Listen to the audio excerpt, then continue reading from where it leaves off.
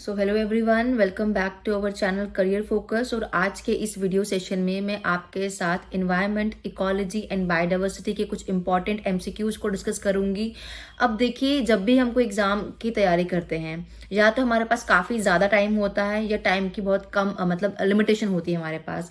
अगर मैं जेकेपीएसआई की बात करूँ ना, तो मे भी एग्जाम टाइम पे ही हो जाए इस बारी, तो हमारे पास टाइम बहुत कम है। और इतने टाइम में आपको हर एक कंपोनेंट को करना है, लाइक मैथ करना है, आपको जीएस करना है, आपको इंग्लिश करना है, आपको रीजनिंग करना है, सब कुछ करना है आपने। फिर इन्वायरमेंट भी एक सब्जेक्ट आपका एनरोल जो नया डाला गया है, ये भी करना है आपने। फिर कल को आप बोलते हो मैम साइंस में फिजिक्स केमिस्ट्री बायो हमें ये भी करना है, तो इट्स नॉट पॉसिबल ना कि एक महीने में आप कोई 12 कंपोनेंट्स को पढ़ सको। तो जो चीज़ें इंपॉर्टेंट होती है हमारे लिए, हम तो उनको पढ़ते ही हैं अच्छे से, है ना। लेकिन कभी कभार ऐसा भी होता है कि हम सोचते हैं कि यार क्यों ना हम एमसीक्यू से पढ़ना स्टार्ट करें। अब एमसीक्यूज से पढ़ने का मतलब ये नहीं है कि रट्टा मारना है उन एमसीक्यूज को। एमसीक्यूज में जो क्वेश्चन होता है ना, उसके अंदर आपका कॉन्सेप्ट छुपा होता है, आपको उस कॉन्सेप्ट को पढ़ना है, ठीक है ना। जैसे मैं बात करती हूँ नेशनल पार्क, इट मीन्स वो खुद में इंपॉर्टेंट टॉपिक है ना, तो हमें उसको पढ़ना जरूर है, ठीक है ना। तो इस तरह से आपको हर एक एमसीक्यू को देखना है, समझने की ट्राई करनी है कि यार क्यों ऐसा है इसके साथ केस, ठीक है ना। और इसके पीछे का राइट कॉन्सेप्ट क्या है, आपको वो चीज देखनी है, ठीक है। तो लेट्स बिगिन द सेशन। आपको विद टाइम जैसे जैसे हम एमसीक्यूज करते जाएंगे, आपको डाउट्स भी आपके जितने हैं वो भी क्लियर होते जाएंगे, ठीक है ना। तो moving to our first question and that is of Yes, moving to our first question and that is which of the following is the first national park in India?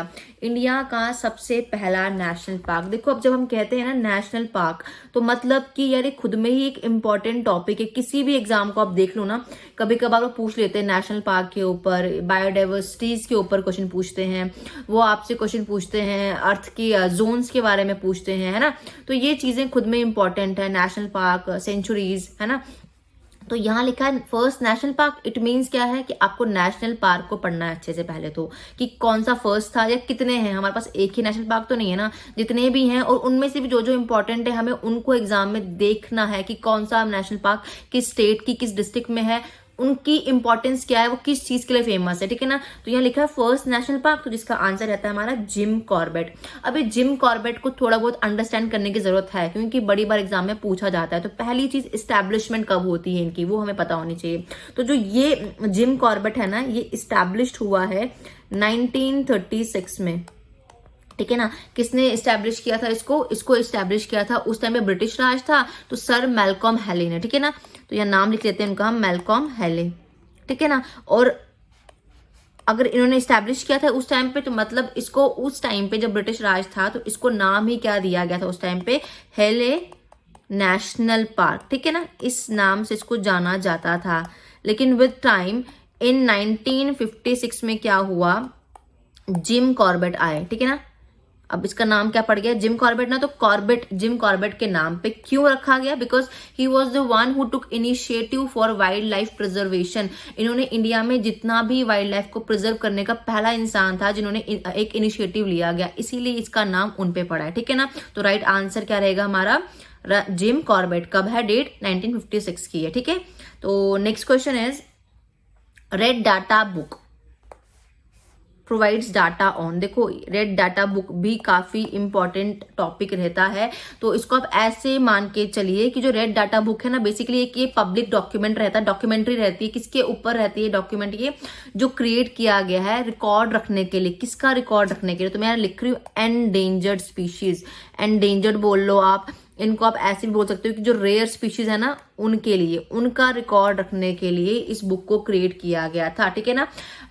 मतलब आप बोल सकते हो कि mainly this book is created to identify and protect the species जो इस time पे क्या वर्ज में किसकी एक्सटिंक्शन के पास पहुंच चुके हैं ना, उनको प्रोटेक्ट करने के लिए इनको रखा गया था, ठीक है ना। इस बुक को एस्टेब्लिश किया गया था। इस बुक का ओरिजिन कहाँ पे हुआ, रेड से नाम है, आर से, तो नाम याद करना रशिया।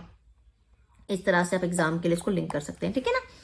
अगेन तो यहाँ पे जो ऑप्शन रहेगा वो क्या रहेगा हमारा, यहाँ लिखा है red lions, red birds, list of plants and animal, ये सब गलत है। तो क्या रहा, एंडेंजर्ड, वो स्पीशीज जो कहाँ पहुंच गए, एक्सटिंक्शन के पास पहुंच गए, चाहे वो प्लांट के थे चाहे वो एनिमल के थे, उनको प्रोटेक्ट करने के लिए इस बुक को बनाया गया था, ठीक है ना।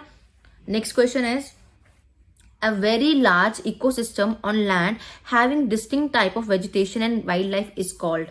ऐसा इकोसिस्टम लैंड पे जो बनाया गया है किसके लिए, वेजिटेशन एंड वाइल्ड लाइफ के लिए, type of vegetation and wild life is called, उसको क्या कहा जाता है। तो इसका जो राइट आंसर रहेगा वो रहेगा बायोम। क्या रहेगा, बायोम। बायोम होता ही क्या है, बेसिकली ऐसा इकोसिस्टम लैंड पे जिसके अंदर क्या है, डिस्टिंक्ट टाइप की वेजिटेशंस भी रहती हैं और वाइल्ड लाइफ भी रहते हैं। अब इस बायोम में हमारे पास बहुत चीजें रहती है ना, ट्रॉपिकल रेन फॉरेस्ट रहते हैं हमारे पास, टुंड्रा रहते हैं हमारे पास, हम टेम्परेट फॉरेस्ट की बात करते हैं, हम डेजर्ट्स की बात करते हैं, वो सारे हमारे बायोम में आते हैं। देखो बायोम एक नाम से ही निकल के आ रहा है, ठीक है ना, ऐसा इकोसिस्टम धरती पे जो बताता है हमें डिफरेंट टाइप के वेजिटेशंस के बारे में और उस पे जो वाइल्ड लाइफ चीजें प्रेजेंट है उनके बारे में, उसको हम बोलते हैं क्या, बायोम बोलते हैं, ठीक है ना। Next question is which one of the following is not included under in situ conservation. देखो लिखा नाम इन, यहाँ लिखा हुआ है क्लियरली, हम कह सकते हैं इन सीटू। तो हमें ये इन सीटू एक्स सीटू के बारे में भी थोड़ा बहुत पता होना चाहिए एग्जाम में जाने से पहले। इन माने आप बोल सकते हो इसको ओरिजिनल होम आप कह सकते हो ऑफ एनिमल्स, जहां वो रहते हैं। इन इनसाइड मीनिंग निकल के आता है ना इन सीटू, तो इसको आप बोल सकते हो original home, original home of animals, ठीक है। अब हमेशा याद रखना, कभी कभार ऐसे भी आता है which among the following comes under the category of in situ conservation. तो पहली चीज अगर बोले ना इनसाइड, मतलब मीनिंग कि जो भी एनिमल है उसका घर है ना, ओरिजिनल प्लेस जहां पे वो रहता है, उसको बोला गया है इन सीटू। तो यहाँ पे क्या क्या चीजें ऐसे हमने बनाई हैं, तो उसमें हमारे आते हैं बायोस्फीयर रिजर्व, हमारे आप बोल लो नेशनल पार्क्स भी इसी के अंदर आते हैं, ठीक है ना। आप कह लो हमारी वाइल्ड लाइफ सेंचुरीज, ठीक है, वाइल्ड लाइफ सेंचुरीज, ये सारे के सारे हमारे तीनों इन सीटू कंजर्वेशन में आते हैं। तो इसका मतलब क्या होता है, इसका मतलब ये निकल के आता है हमारे सामने कि हमें बायोस्फीयर रिजर्व्स को पढ़ के जाना है एग्जाम से पहले, इंपॉर्टेंट नेशनल पार्क्स को देख के जाना है, इंपॉर्टेंट वाइल्ड लाइफ सेंचुरीज को देख के भी जाना है एग्जाम में, ठीक है ना।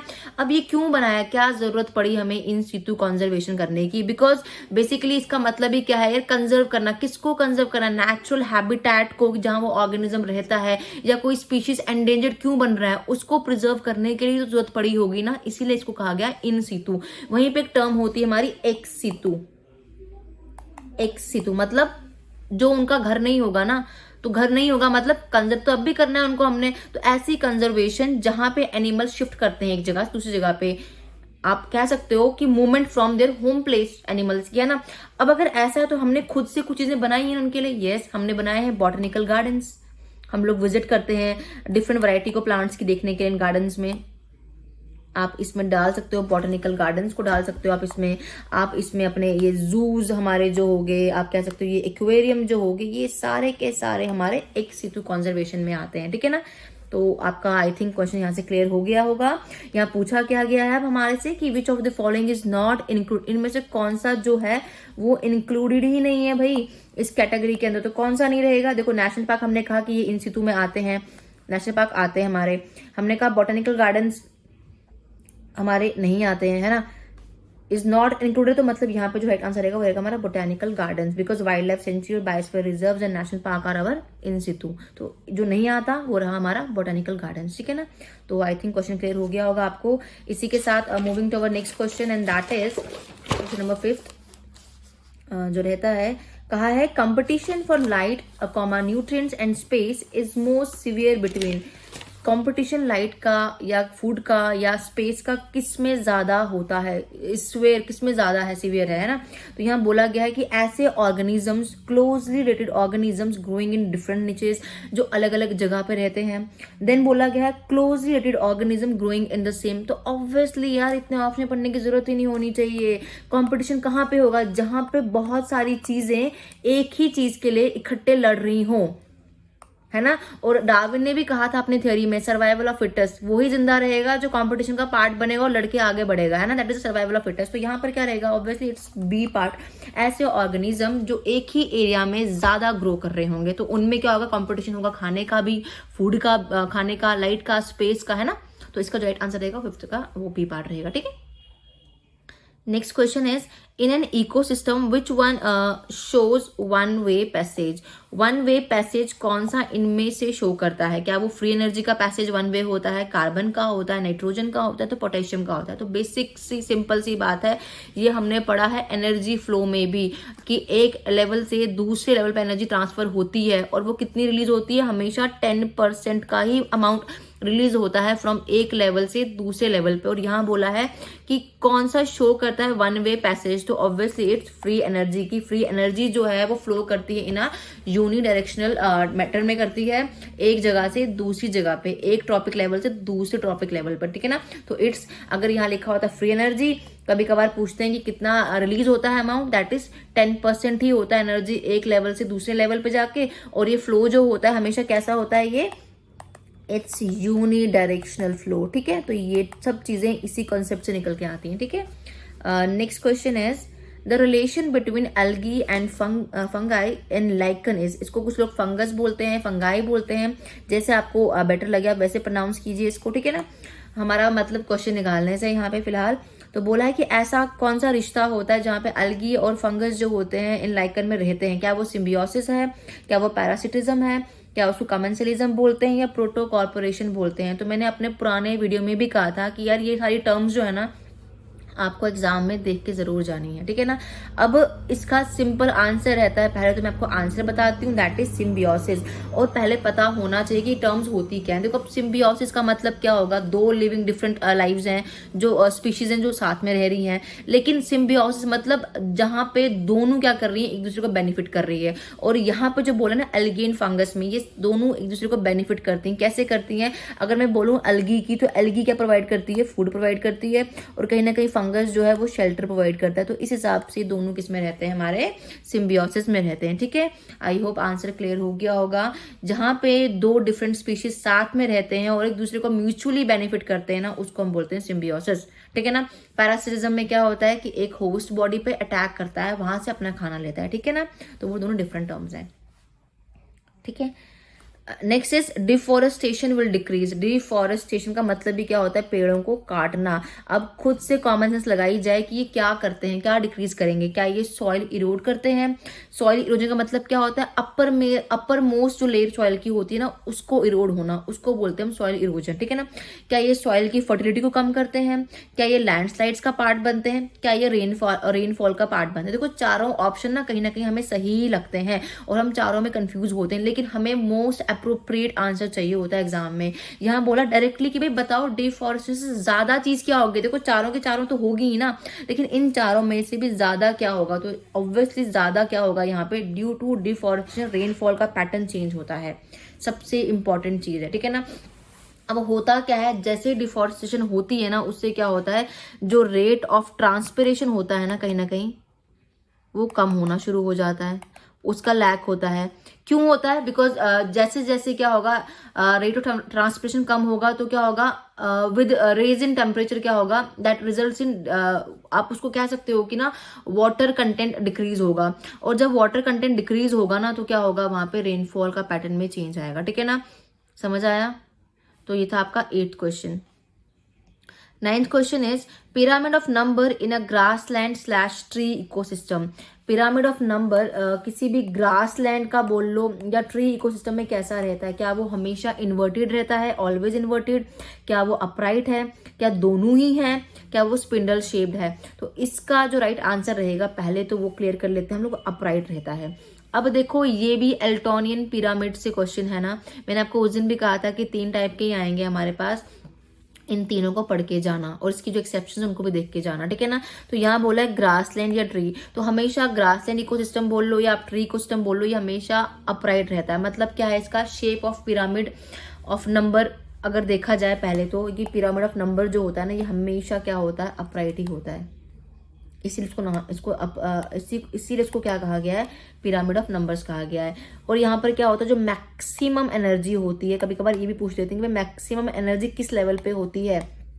तो मैक्सिमम एनर्जी कहाँ पे होती है? हमारे प्रोड्यूसर लेवल पे रहती है। उसके बाद वो प्राइमरी कंज्यूमर में जाती है एंड देन सेकेंडरी कंज्यूमर में जाती है, ठीक है ना। तो जो रहता है वो कैसा रहता है? हमेशा अपराइट रहता है, ठीक है।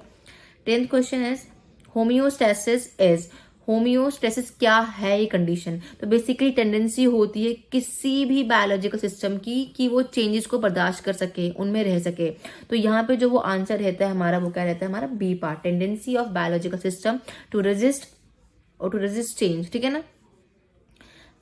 Next question is deep black soil is productive due to high proportion of deep black soil इतनी प्रोडक्टिव क्यों होती है? उसमें क्या चीज सबसे ज्यादा मिलती है? तो it's obvious clay and humus जो होता है कंटेंट इसमें ज्यादा होता है। ठीक है, बेसिकली क्या होता है सॉइल में हमारे होते तो हमारे ऑर्गेनिक मैटर प्रेजेंट होते हैं सॉइल में। वो आते कहाँ से हैं भाई? बाय द डेड बाय, आप बोल सकते हो ना कि डेथ एंड डिके ऑफ किसकी? भाई लिविंग ऑर्गेनिज्म जब मर जाते हैं तो कहीं ना कहीं वो हमारी सॉइल में रह जाते हैं। आप लोग देखते हो तो वो क्या करते हैं, वो काम किसका करते हैं? जो ये कुत्ते बिल्ली मर के डेड हो जाते हैं, कहीं ना कहीं ये सॉइल में जाने के बाद सॉइल को न्यूट्रिएंट ही तो देते हैं ना। और न्यूट्रिएंट रिच सॉइल को तो हम क्या बोलते हैं? फर्टाइल सॉइल होती है हमारे लिए। तो फर्टाइल सॉइल को चीजें क्या क्या चाहिए होती हैं? फर्टाइल सॉइल को चाहिए क्या होता है? क्ले और ह्यूमस चाहिए होता है। ठीक है ना? Next question is which one is true? इनमें से कौन सी स्टेटमेंट सही है हमारी? क्या commensalism when none of the interacting populations effect each other? Symbiosis when the interaction is useful to both the population? क्या ये वाला पार्ट सही है?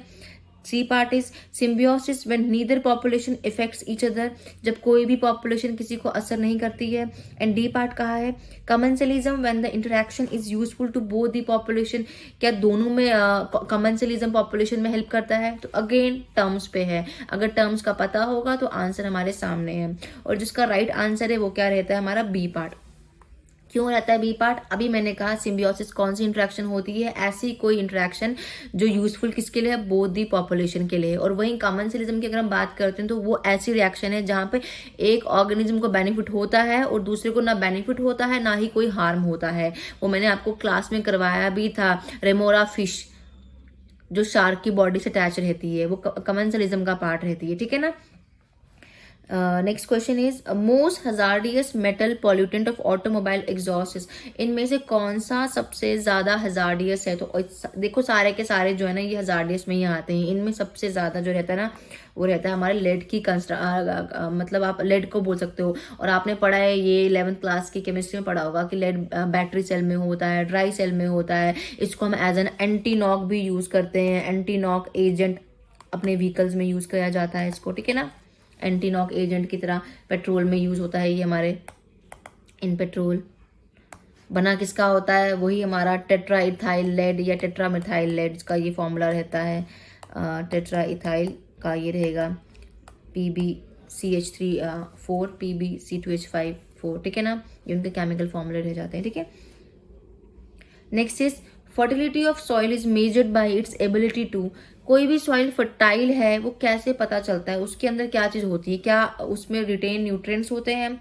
क्या वो होल्ड करता है ऑर्गेनिक मटेरियल्स को? क्या वो होल्ड करता है वाटर को? क्या वो सपोर्ट करता है लाइफ को? देखो चारों पार्ट अगेन सेम कॉन्सेप्ट को डील करते हैं।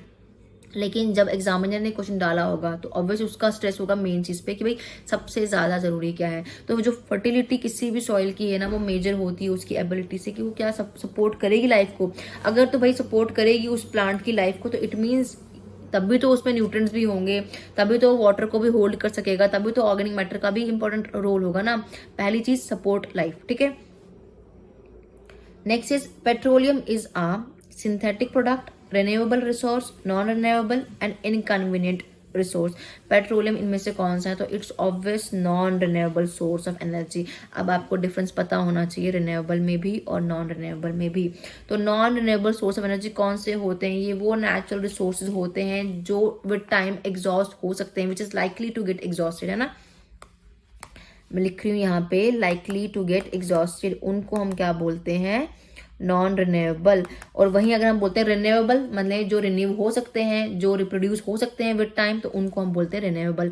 रिन्यूएबल हो नॉन रिन्यूएबल हो इनको पढ़ के जाना, इनकी एग्जांपल्स देख के जाना, डायरेक्ट क्वेश्चन इनमें भी बन जाता है। क्योंकि देखो यहाँ लिखा है पेट्रोलियम इज, अगर पता ही नहीं होगा किस कैटेगरी में आता तो हम डिफरेंशिएट कैसे कर पाएंगे? तो it's an non renewable source of energy. ठीक है ना? तो राइट आंसर क्या रहेगा हमारा? C part.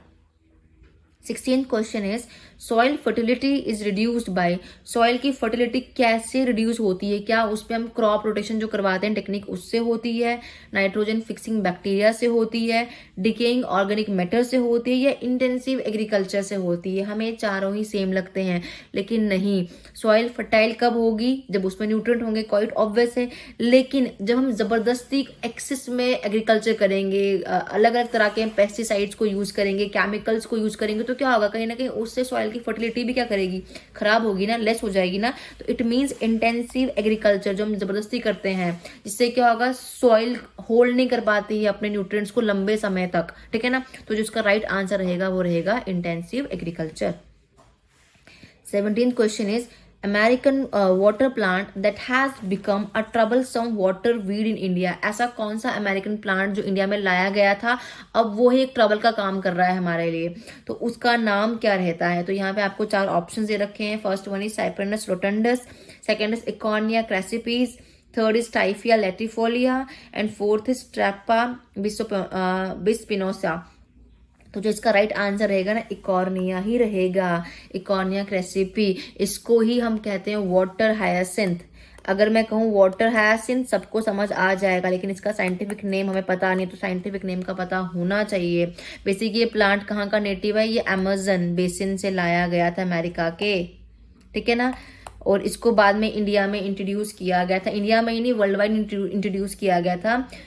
इंडिया में भी किया गया बिकॉज काफी प्रिटी प्लांट है, लेकिन ये काफी जल्दी ग्रो करता है, बहुत ही तेजी से ग्रो करता है। उससे क्या होता है, एक डेंसी मैट बना लेता है जो पानी के सरफेस पे काफी जल्दी स्प्रेड हो जाती है, जिससे क्या होता है, ये नेटिव फिशेस को या बाकी वाइल्ड लाइफ को डिस्ट्रॉय करने का मेन कारण बन जाता है, ठीक है ना। तो इसका जो राइट आंसर रहेगा वो रहेगा इकॉर्निया क्रेसिपी। अगर ये वर्ड ना लिखा हो तो वहां पे वाटर हायासिंथ वर्ड पक्का लिखा होगा एग्जाम में, अगर क्वेश्चन आया तो, ठीक है ना। Again a very important question, ठीक है।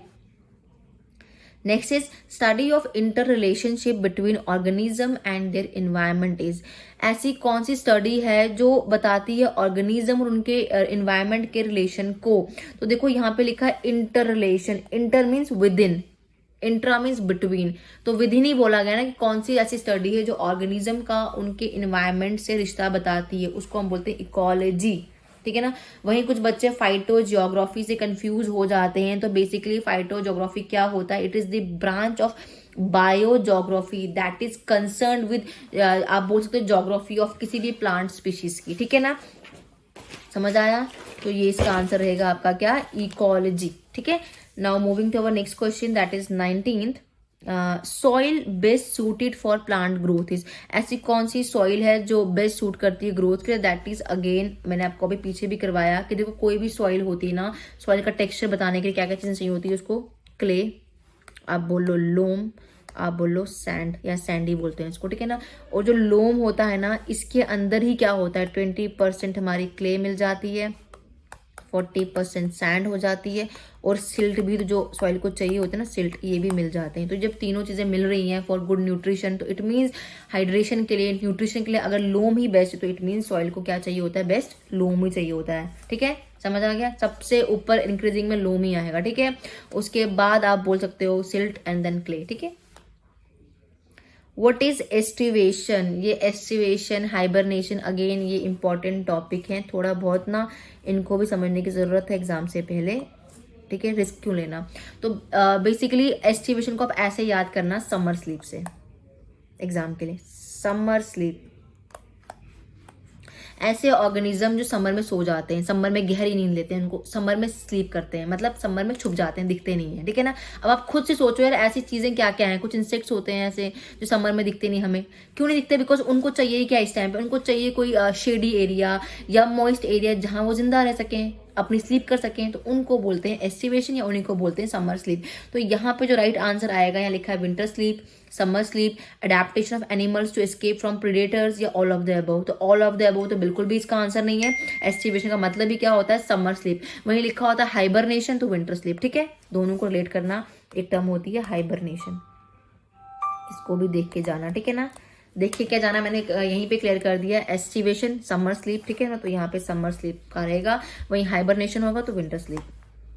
21st question is pyramids of number in a pond ecosystem is.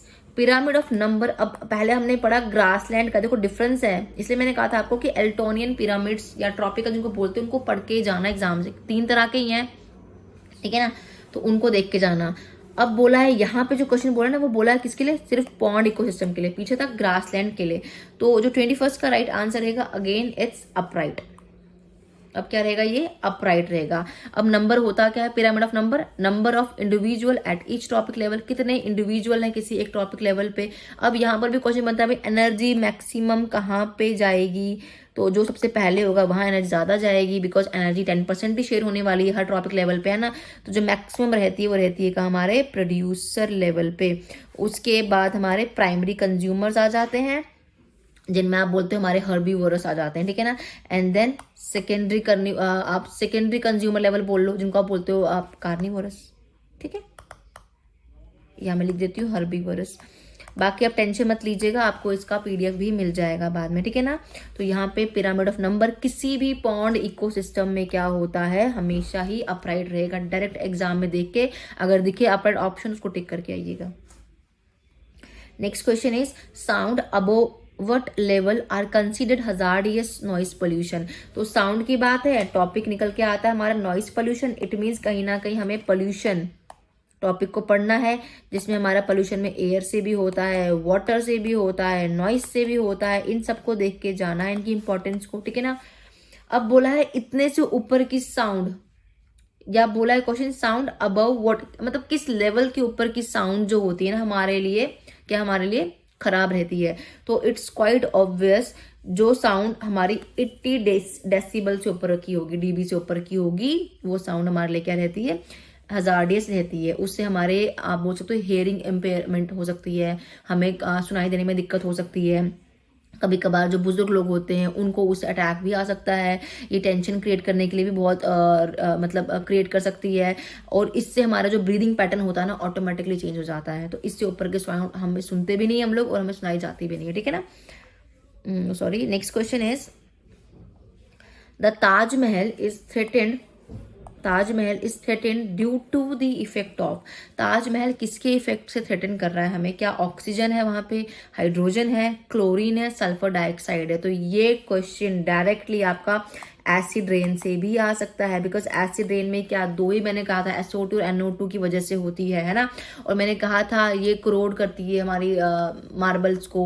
Acid rain की जो डैमेजिंग हो रही है इसी की वजह से हो रही है, बिकॉज का pH काफी एसिडिक होता है ना। तो यहाँ पे लिखा हुआ है सल्फर डाइऑक्साइड। अगर लिखा होता ना नाइट्रोजन वाला भी तो वो भी सही था यहाँ पे। तब अगर दोनों ही दिए होते ना सल्फर एंड नाइट्रोजन, तो बोथ ऑप्शन भी आप करके आ सकते हो, ठीक है ना। तो इट्स सल्फर डाइऑक्साइड हियर, ठीक है।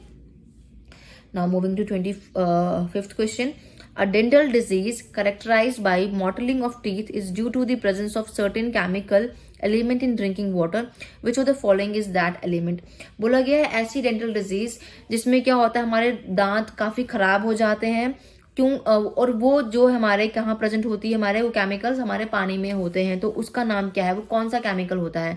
तो इट्स फ्लोरीन, और ये कॉज करती है फ्लोरोसिस। कभी कभार डिजीज का नाम दे रखा होता है तो वहां पे नाम का लिख के आओ, टेक करके आना है आपने, फ्लोरोसिस करना है। हम क्या करते हैं, इंजेक्शन लेते हैं, हम जो पानी लेते हैं जो नॉर्मली हम ड्रिंक करते हैं उससे हम बच नहीं सकते ना उस पानी से, बिकॉज हम डेली पीते हैं। तो उसमें क्या होता है, फ्लोरीन की कंटेंट ज्यादा पाए जाते हैं, जिससे हमारे दांत, हमारी बोन्स डैमेज होती हैं, और उसी को नाम दिया गया है फ्लोरोसिस डिजीज को, ठीक है ना। होता क्या है, फ्लोरीन होता है उसके अंदर, ठीक है। 26th question next is which country has the greatest contribution for the whole formation in ozone layer? सबसे ज्यादा किस कंट्री का कंट्रीब्यूशन है ओजोन लेयर के लिए बनने के लिए? तो इट्स USA। सबको पता है, पता होना भी चाहिए, जिनको नहीं पता है उनको पता भी होना चाहिए, इट्स USA, ठीक है। 28th question is the two great industrial tragedies, namely the two great industrial tragedies, namely MIC and Chernobyl tragedies, represent occurred where and at what time, या which time, है ना। ऐसी दो ग्रेट इंडस्ट्रियल ट्रेजेडीज जो हुई हैं, कब हुई हैं, कहाँ हुई हैं। देखो अब क्वेश्चन स्टैटिक पे भी आ सकता है ना, आपको नाम हमें पता है, एक हमारी भोपाल गैस ट्रेजेडी थी और एक हमारी जो यूक्रेन में हुई थी वो थी। लेकिन अब क्या हमें चिर्नोबाइल ट्रेजेडीज को बोलते हैं, लेकिन क्या हमें जगह पता है उनकी? नहीं। तो हमें पता होनी चाहिए, पहली है हमारी चिरोनोबाइल ट्रेजेडी, जो बेसिकली न्यूक्लियर एक्सीडेंट या आप बोल सकते हो न्यूक्लियर एक्सप्लोजन हुआ था 26 अप्रैल 1986 को। कहाँ पे हुआ था? चिरोनोबाइल न्यूक्लियर पावर प्लांट में। और ये अब लोकेट कहाँ पे? It's in Ukraine. अब पहले ऑप्शन में देखो यूक्रेन 1986 कहाँ लिखा है? एक ही में लिखा है, साथ में यूक्रेन कहाँ लिखा है? इसी में लिखा है। तो अगर मान लो आपको भोपाल गैस ट्रेजेडी की डेट भूल भी जाती है तो कोई दिक्कत की बात नहीं है, बिकॉज हमारा एक से आंसर निकल गया, लेकिन हमें फिर भी भोपाल गैस ट्रेजेडी का भी अच्छे से पता होना चाहिए, ठीक है ना। वहां पर भी क्या हुआ था? मिथाइल आइसोसाइनाइड का क्वेश्चन बनता है कभी कभार डायरेक्ट कि कौन सी गैस रिलीज हुई थी, तो वो कौन सी थी? MIC, methyl isocyanate. रिएक्ट किससे किया था इस गैस ने? इट्स सिंपल, वाटर से रिएक्ट किया था। तो इस तरह से कितने, एक ही क्वेश्चन में हमारे कितने क्वेश्चन बन जाते हैं, ठीक है ना। तो इसका जो राइट आंसर रहेगा वो रहेगा हमारा ए पार्ट, ठीक है। आई थिंक इसका, हाँ, भोपाल 1984, यूक्रेन 90, तो इसका हमारा रहेगा ए पार्ट, ठीक है। डन कीजिए इसको भी।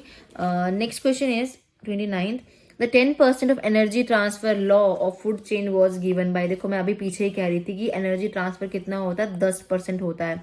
अब पूछा गया भाई किसने इसको दिया था, तो it's Lindeman, it's Tansley, it's Stanley, it's Weismann. तो इट्स लिनमैन, ठीक है ना, जिसने ये लॉ दिया था कि हर एक ट्रॉपिक लेवल से, इसी ने कहा था एक ट्रॉपिक लेवल से दूसरे ट्रॉपिक लेवल पर एनर्जी का क्या होता है? ट्रांसफर होता है। और वो कितनी होती है? ओनली 10% एनर्जी फ्लो होती है एक लेवल से दूसरे लेवल पर, ठीक है।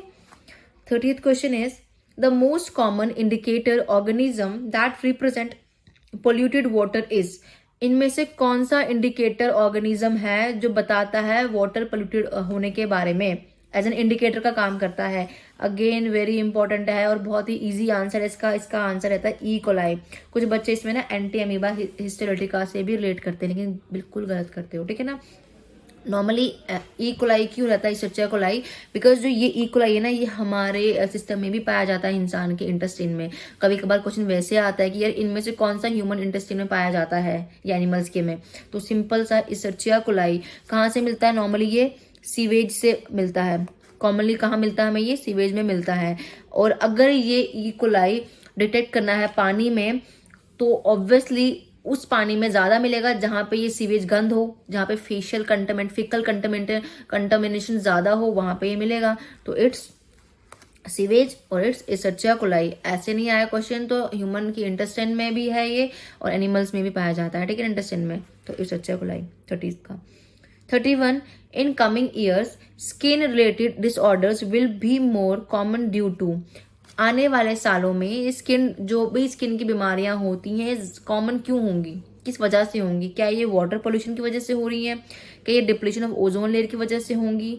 पॉल्यूटेंट्स इन एयर होंगे ज्यादा तो होंगी, या यूज ऑफ डिटर्जेंट जो हम यूज करते हैं सोप्स वगैरह उनकी वजह से होंगे? तो it's quite obvious depletion of ozone layer. अब ये ओजोन डिप्लीशन टॉपिक भी एग्जाम में देख के जाना है, ठीक है ना। इसके पीछे का क्रक्स क्या था भाई? यूवी रेडिएशंस का रिलीज होना, जिससे क्या होता है?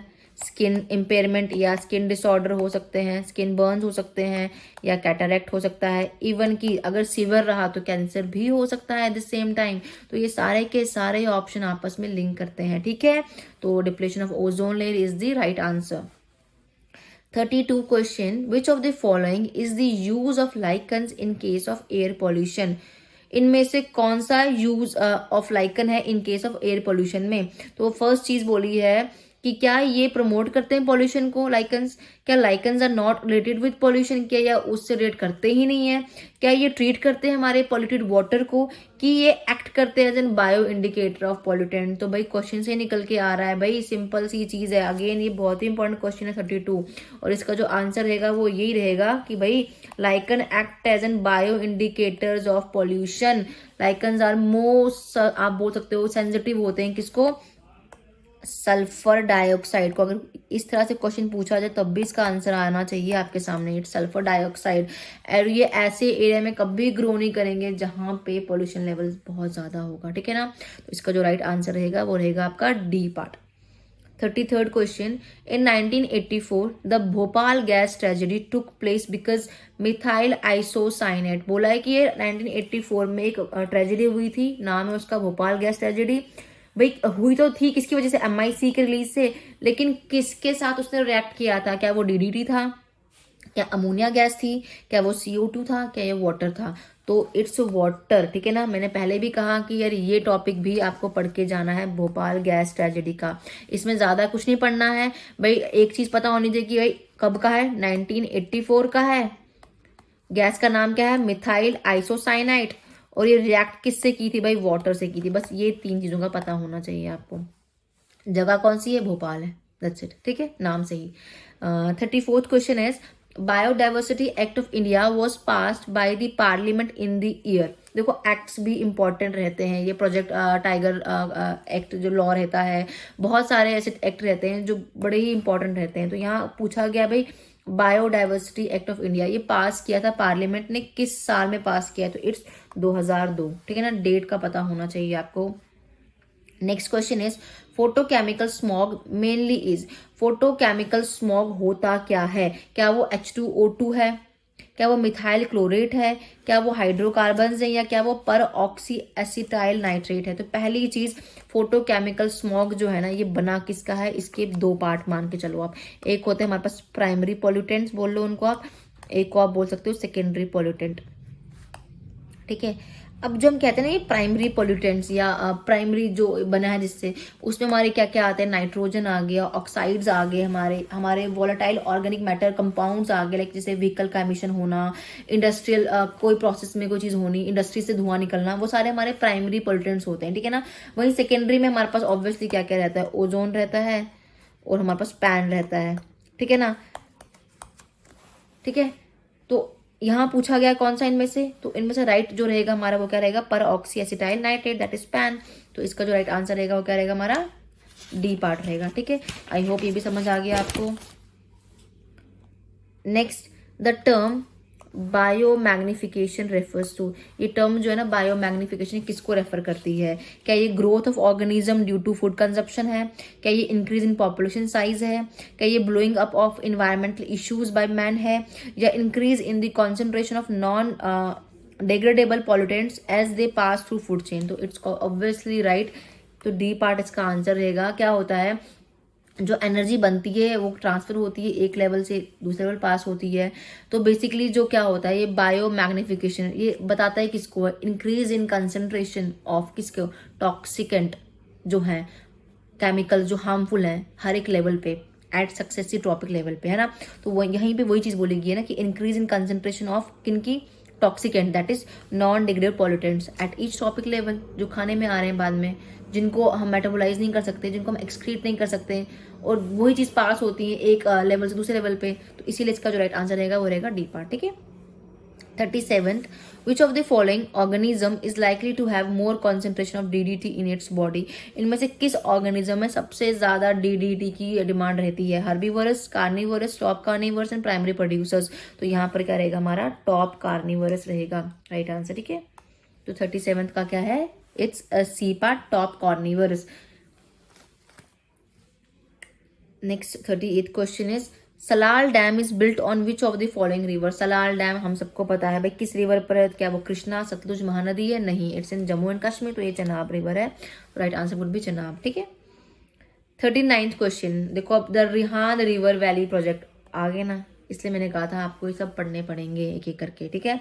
तो रिहान रिवर वैली प्रोजेक्ट कहाँ पे लोकेट है? क्या ये हिमाचल प्रदेश में है, उत्तर प्रदेश में है, आसाम में, हरियाणा में है? तो it's B part, it's in Uttar Pradesh. अब रिहान रिवर वैली प्रोजेक्ट खुद में ही इंपॉर्टेंट है। रिहान रिवर बेसिकली रिवर का नाम है रिहान, है ना, जो ट्रिब्यूटरी किसकी है, सोन बोल लो या सन बोल लो, सन से याद कर लो इसको आप। सन रिवर की क्या है, रिहान ट्रिब्यूटरी है। रिहान खुद से रिवर का नाम है, ठीक है ना। ये ट्रिब्यूटरी किसकी है, हमारी सोन बुक्स में कहा होता है, इसको आप याद करने के लिए सन से कर सकते हो, रिवर से।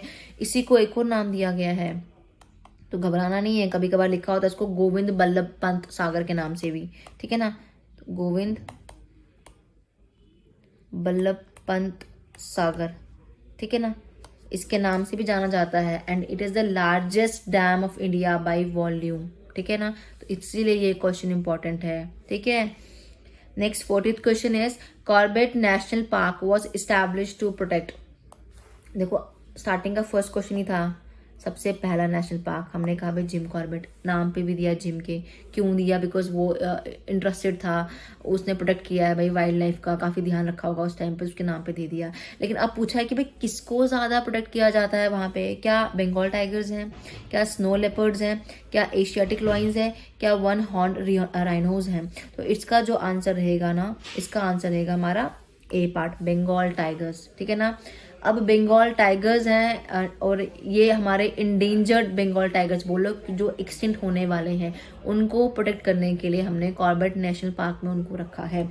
इस्टेब्लिश कब हुआ था ये? 1936 में। है कहाँ पे ये? नैनीताल डिस्ट्रिक्ट में है। कहाँ की? उत्तराखंड में ही है नैनीताल, तो उत्तराखंड में ही है, और it is one of the oldest national park in India. तो इस तरह से आपको याद रखना है, ठीक है। 41th question, which one of the following pair is not correctly match. अब तभी मैच कर पाओगे जब आपको पता होगा कि यार ये नेशनल पार्क इस जगह पे है और इसकी ये स्टेट है, अदरवाइज तो हम तुक्का ही लगा के आते हैं एग्जाम में, है ना। तो हमें नेशनल पार्क दे रखे हैं और स्टेट दे रखी है। तो अगर देखा जाए, पहला लिखा है यहाँ पे Kanha national park Madhya Pradesh, second लिखा है Sultanpur national park Haryana, then Ranthambore national park Gujarat, Bandipur national park Karnataka.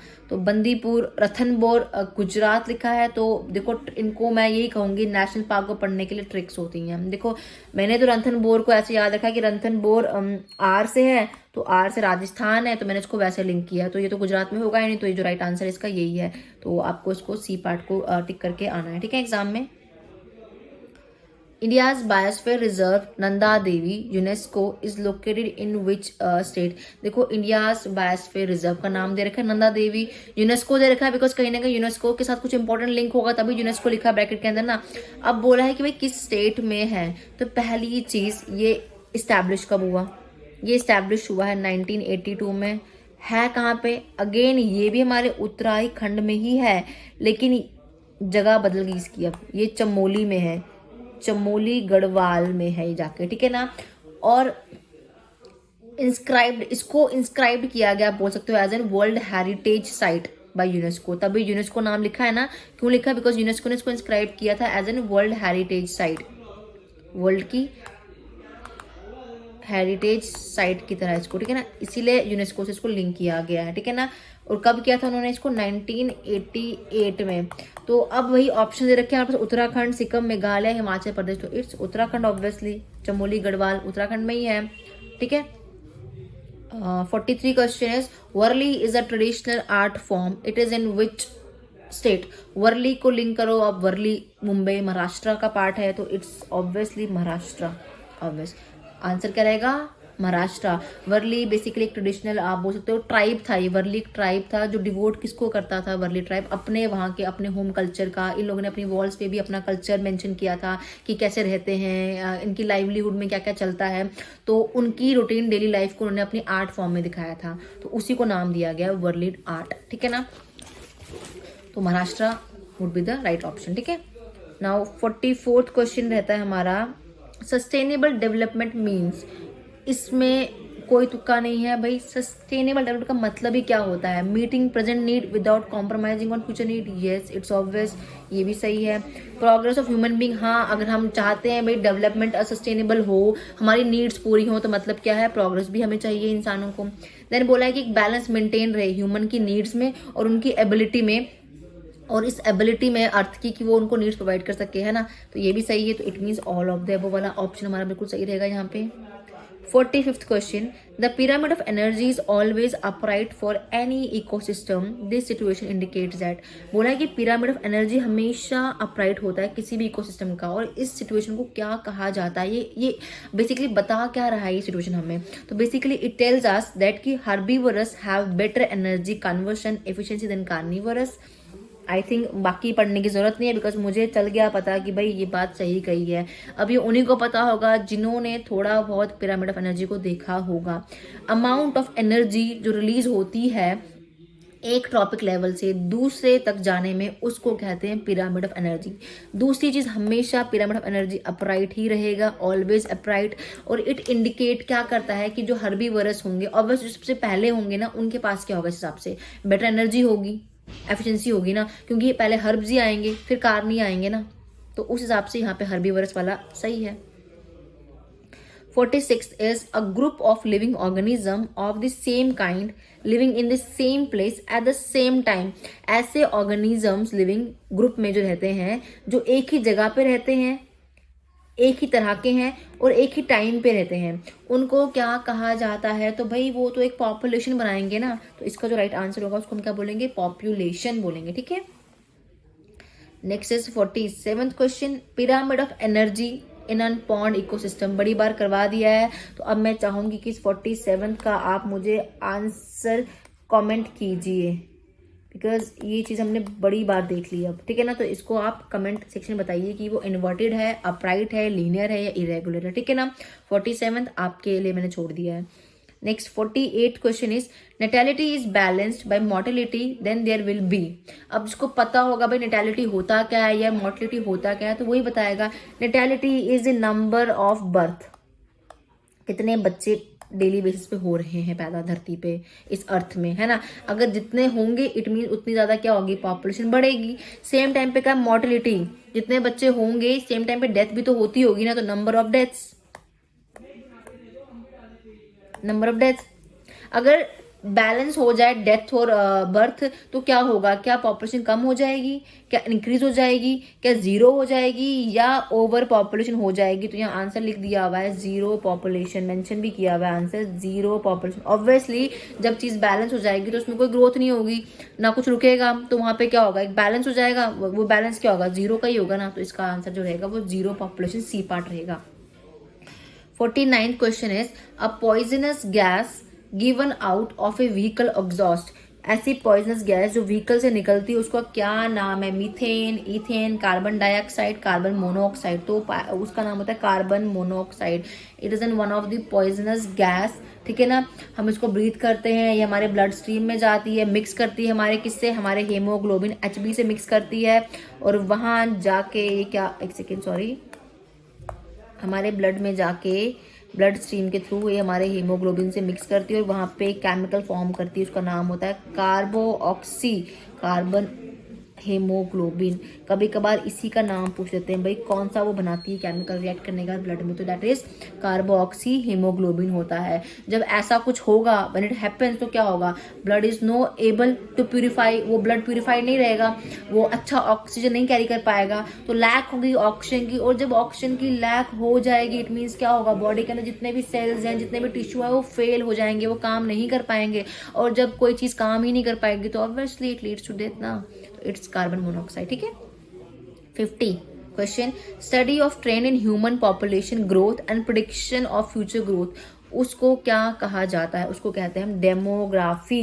देखो टर्म्स का पता करना, डेमोग्राफी क्या होता है, साइकोलॉजी क्या होता है, बायोग्राफी क्या होता है, कैलोग्राफी क्या होता है, ये डायरेक्ट टर्म्स हैं, टर्मिनोलॉजीज हैं। तो हमें टर्मिनोलॉजीज को भी एग्जाम में देख के जाना है कि इकोलॉजी की डेफिनेशन क्या होती है, इकोसिस्टम किसे कहते हैं हम, बायोडाइवर्सिटी क्या होती है, ठीक है ना। कभी कभार डायरेक्ट डेफिनेशन लिखे होती है और हमें बस ऑप्शन दे रखे होते हैं और उन्हीं को पता चलता है जिनने उनको पढ़ा होता है, ठीक है।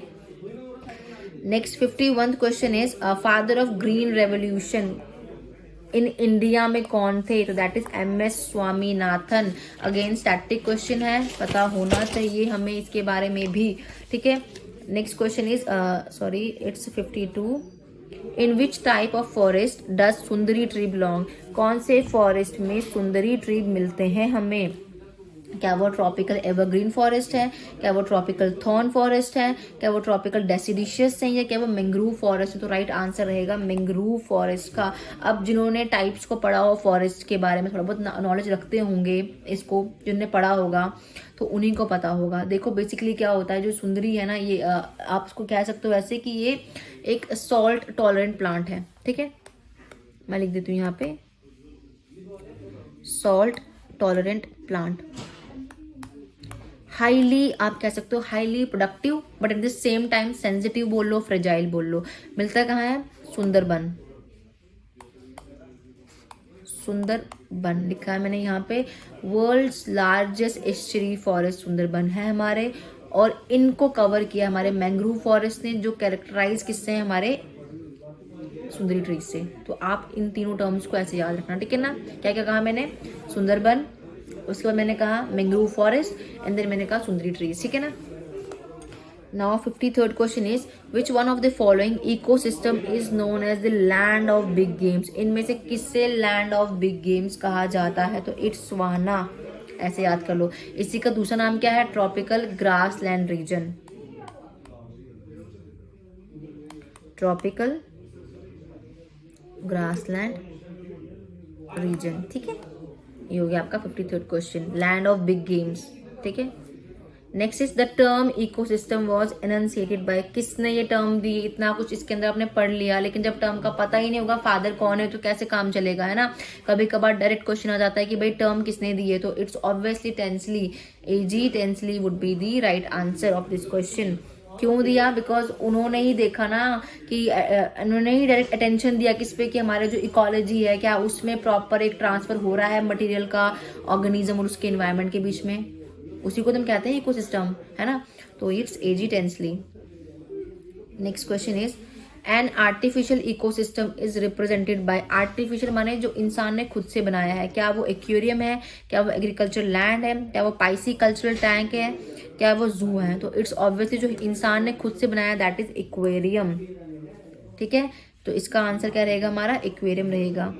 56 question is the loss of biodiversity is due to destruction of forest, environmental pollution, the destruction of natural habitats, ये हैबिटेट्स है यहाँ पे, natural habitats of organism, and all of the above. तो इसका जो रहेगा वो रहेगा एनवायरमेंटल पोल्यूशन। इतने पोल्यूशन हो रहा है एनवायरनमेंट में जिससे क्या हो रहा है, लॉस हो रहा है जो भी आप बोलो प्लांट फ्लोरा एंड फना जो है उनका, ठीक है ना। तो इट्स एनवायरमेंटल पोल्यूशन, ठीक है।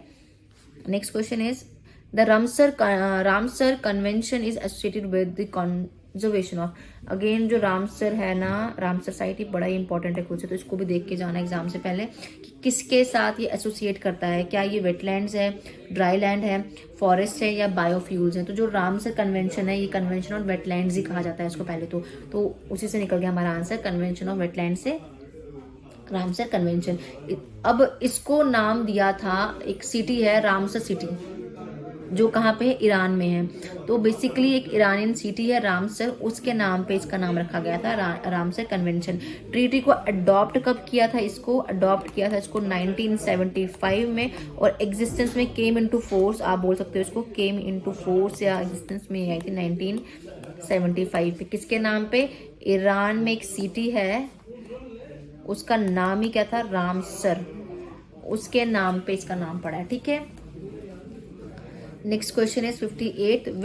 When oxides of sulfur and nitrogen are present in the rain water becomes, जब ये SO2 और NO2 हमारी रेन में मिलेंगे उसको कहते हैं, पहली तो चीज उसका नाम है एसिड रेन। टॉपिक है ये भी, डायरेक्ट दो words, oxide of sulphur and nitrogen exam में दिखने चाहिए। ताजमहल कोरोड होते हैं भाई इसी की वजह से होते हैं। हाईली पीएच क्या होगा इसका, एसिडिक होगा तभी तो होगा। तो आंसर क्या रहा हमारा, एसिडिक रहा। 59th question, which of the following plant species introduced in India appear to be a trouble due to its heavy growth in the Indian water body। मैंने ये भी क्वेश्चन करवा दिया पीछे, इट्स इकॉर्निया। तो आंसर क्या रहेगा इसका, इकॉर्निया रहेगा आपका, ठीक है ना। Now 60th question is the species restricted to be present in one region are called as, ऐसा कोई species जो किसी एक region में restricted है उसको क्या कहा जाता है, edge species, endemic species, endangered या keystone species। तो उसको कहते हैं भाई endemic। ऐसे species जो किसी एक जगह पे restricted है उनको हम कहते हैं endemic, चाहे वो plant के हों चाहे वो animal के हों, in one geographic area उनको हम कहते हैं हमेशा एंडेमिक। एंडेंजर्ड जो एक्सटिंक्ट होने की कगार पे पहुंच चुके हैं उनको हम कहते हैं एंडेंजर्ड, ठीक है ना। 61th the word environment is derived from, अभी डिराइव किससे हुआ, ग्रीक वर्ड से हुआ है, फ्रेंच से हुआ है, स्पेनिश से हुआ है, इंग्लिश से हुआ है, तो इट्स फ्रेंच। देखो हर चीज को पता होना चाहिए, टर्म किसने कॉइन किया हमें वो पता होना चाहिए। ये वर्ड निकला फ्रेंच किस वर्ड से, उसको कहा जाता था इन्वायरनर। कभी कभार ये भी क्वेश्चन बन जाता है, ठीक है ना। इसका मतलब ही क्या है, इसका मतलब होता है नेबरहुड, ठीक है। The adverse effect of modern agriculture is, सबसे एडवर्स इफेक्ट मॉडर्न एग्रीकल्चर का क्या है? वाटर पोल्यूशन, सॉइल का डिग्रेड होना, वाटर लॉगिंग की कंडीशन, या ऑल ऑफ द अबव। तो पहली चीज होता क्या है ये पता होना चाहिए आपको, है ना। और एग्रीकल्चर के मॉडर्न एग्रीकल्चर के एडवर्स इफेक्ट क्या हो सकते हैं? तो इट्स ऑब्वियसली जितना ज़्यादा सॉइल को आप तबाह करोगे, डिग्रेड करोगे, उसकी उतनी ज़्यादा फर्टिलिटी खराब होगी, उतने न्यूट्रिएंट लैक होंगे, तो इट्स सॉइल डिग्रेडेशन। तो कभी भी ऑल ऑफ द अबव मत करके आना, बिकॉज हमें हमेशा 4 ऑप्शन नियर बाई के दिखते हैं कभी कभार, लेकिन उनमें भी एक राइट सूटेबल होता है, हमें उसको टिक करके आना होता है, ठीक है। 63rd question, the atmosphere extend up to a height of above about 10,000 kilometre. It is divided into the following 4 thermal layer. देखो पहले तो मैं क्लियर कर दूं, एटमॉस्फेयर है, उसके जो लेयर्स हैं जिनके हम नाम देते हैं वन बाय वन, हम पहले को बोलते हैं ट्रोपोस्फेयर, देन स्ट्रेटोस्फेयर, है ना, देन मीजोस्फेयर आ जाता है हमारे पास, देन आयोनोस्फेयर, है ना, देन थर्मोस्फेयर, यही है ना, एक और होती है एंथ्रोस्फेयर। तो पहला कभी कभार रेड क्वेश्चन आता है भाई सीक्वेंस में कि arrange the following in a given sequence. कभी कभार पूछते हैं भाई बताओ कि कौन सी में सबसे ज्यादा ओजोन लेयर का खतरा है, डिप्लीशन वाला है, तो वो लेयर कौन सी होती है। तो इसके बहुत क्वेश्चन बनते हैं। इसका मतलब क्या है? इसका सिंपल सा मतलब है कि इन लेयर्स को थोड़ा बहुत देख के जाना है एग्जाम में, अर्थ लेयर्स को, ठीक है ना।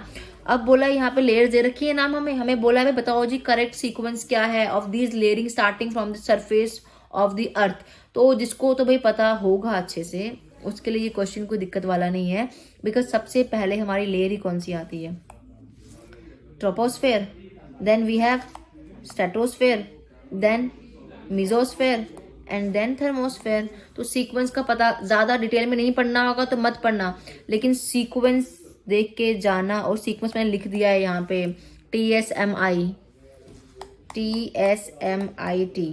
ऐसे याद कर लेना इसको एग्जाम्पल, ठीक है।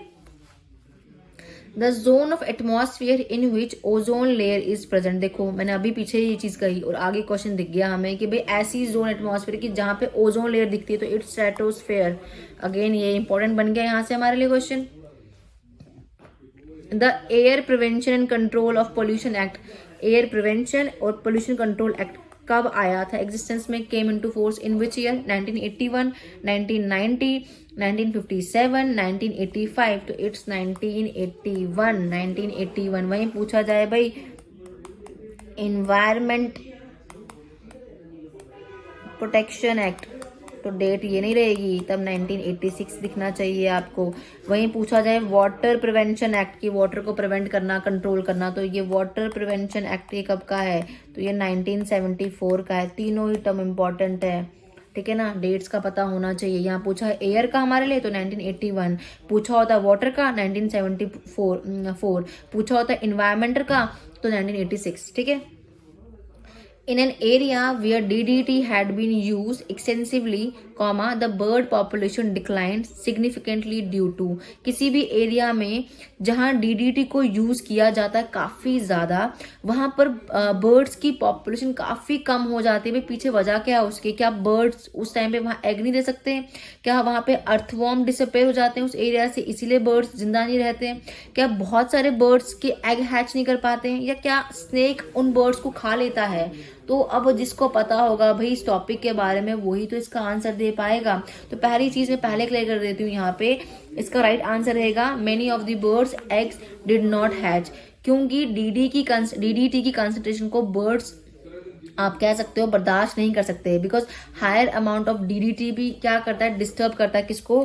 Calcium metabolism of birds. ये चीज डिस्टर्ब करता है किसको? कैल्शियम मेटाबॉलिज्म ऑफ बर्ड्स को, जिससे क्या होता है बर्ड्स के जो अंडे होते हैं ना, एग शेल, वो थिन हो जाते हैं, ठीक है ना। आप कह सकते हो थिनिंग ऑफ एग शेल। किसके एग शेल? भाई बर्ड्स की। जब वो चीज थिन हो जाएगी एग शेल, तो बर्ड जो अंडों के अंदर जो बेबी होगा वो प्रीमैच्योर रह गया, उसकी तो ग्रोथ ही नहीं हो पाएगी ना, वो एम्ब्रियो से पहले किल हो गया, तो उससे क्या होगा? बर्ड हैच नहीं कर पाता है अपने एग्स को ना। तो राइट आंसर क्या रहेगा? Many of the bird eggs did not hatch, ठीक है। 67th question is which of the following is correctly matched based on wildlife sanctuary and state. Again wildlife sanctuary national park की तरह important है, हमें exam से पहले जरूर देख के जाना है वाइल्ड लाइफ सेंचुरी के टॉपिक को, कौन सी स्टेट में कौन सा है, ठीक है ना। तो बोला रणथंभौर राजस्थान, देखते ही कि आंसर टिक करके आओ। आर मैंने पीछे भी कहा लिंक करते हैं राजस्थान में। अब भाई किसके लिए है ये रणथंभौर राजस्थान, तो अगेन आर से लिंक कर लो आप इसको भी, राइनोसोर्स के लिए, राइनोसिरॉस जिसको कुछ कुछ बोलते हैं इसको, राइनोसोर्स को, ठीक है ना। ये एक एंडेंजर्ड एनिमल है, इसके लिए है हमारा क्या, रणथंभौर राजस्थान। वहीं जो बाकी ऑप्शन को अगर देखा जाए ना तो वो गलत ही दे रखे हैं, ठीक है यहाँ पे, क्योंकि लॉइन होते हैं हमारे कहाँ पे, गिर नेशनल पार्क में हो जाते हैं। वहीं वाइल्ड एस जो होते हैं हमारे वो कहाँ पे हो जाते हैं, हमारे वाइल्ड एस आप बोल सकते हो सेंचुरी, वाइल्ड लाइफ सेंचुरी में, ठीक है ना। The only sanctuary where Kashmiri stag is found in, Kashmir stag कौन सी सेंचुरी में है, क्या वो गिर में है, मुंदमलाई में, दच्चीगाम कहाँ, तो इट्स दच्चीगाम। दच्चीगाम कहाँ पे लोकेट करता है, श्रीनगर से 22 किलोमीटर आगे जाके दच्चीगाम है, उसको कहा गया है दच्चीगाम नेशनल पार्क बोला गया है ना, तो वहां पे क्या है, कश्मीर स्टैग, ठीक है ना।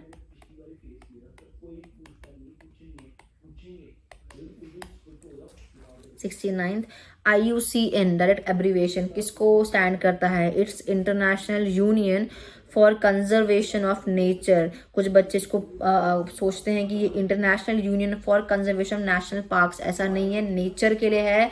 आप विकिपीडिया सर्च भी करोगे तो वहां पर भी दिख जाएगा आपको, IUCN stand for international union for conservation of nature, ठीक है।